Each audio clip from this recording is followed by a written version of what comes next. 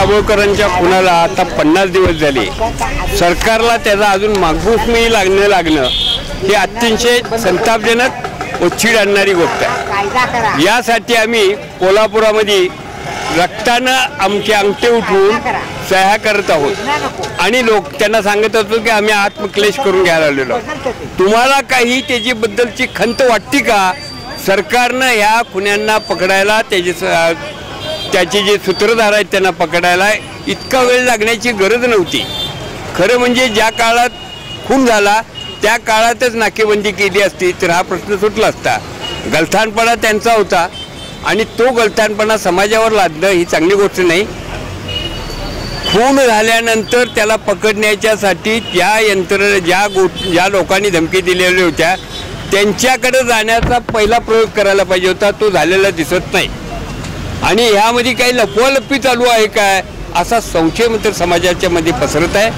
तो वेळीच त्यांनी दखल घेऊन खुन्यांना तर पकडायलाच पाहिजे, पण खुन्याच्या पाठीमागचे सूत्रधार आहेत त्यांना तातडीने अटक करायला पाहिजे आणि त्यांना लोकांच्या समोर उघड करायला पाहिजे, तरच हे आतल्या भ्याड कृत्य थांबण्याची शक्यता आहे। पहिलं असं आहे का ते दाभोळकरांचं रक्त हे दाभोळकरांच्या खुन्यानं सांडलं होतं आणि आम्ही जे रक्तानं अंगठे करतो आहोत हे आम्ही आमची तीव्रता आमची स्पष्टता दाखवण्यासाठी करतो आहोत। आमचं खून काही दुसऱ्या कोणी काढलेलं नाही, त्यामुळे खुनाचा असा अर्थ लावणं अयोग्य होईल असं मला स्वतःला वाटतं। महाराष्ट्र सरकार 50 दिवस होऊन गेल्यानंतर सुद्धा दाभोळकरांचे खुनी किंवा दाभोळकरांच्या खुनापाठीमागे असणाऱ्या शक्ती यांचा कोणताही तपास लावू शकलेला नाही व त्यासंबंधी कोणतंही त्यांना काही सापडलं असं सांगू शकत नाही।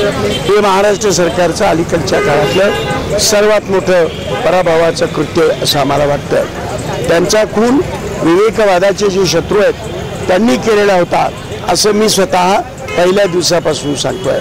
जे सनातनी प्रवृत्तीची मंडळी आहेत ज्यांना मी गोडसे प्रवृत्ती म्हणतो, ह्या गोडसे प्रवृत्तीच्या लोकांनी हा खून केलेला आहे आणि त्याच ठिकाणी त्याच प्रवृत्तीच्या अड्ड्यामध्ये खुनी आणि खुन्यांना पाठिंबा देणारे किंवा सुपारी देणारे असतील त्याचा त्यांनी मागोवा घ्यावा। अर्थात विवेकवादाची आणि समाज परिवर्तनाची ही कृती बंद राहणार नाही, आम्ही चालू ठेवू असा निर्धारही व्यक्त करता यावा आणि आमची जी त्या प्रश्नाच्या पाठीमागची तीव्रता आहे ती तीव्रता दिसावी म्हणून आम्ही रक्ताचे अंगठे लावून आणि पाठवतो आहोत। हे काम आम्ही चालू ठेवू।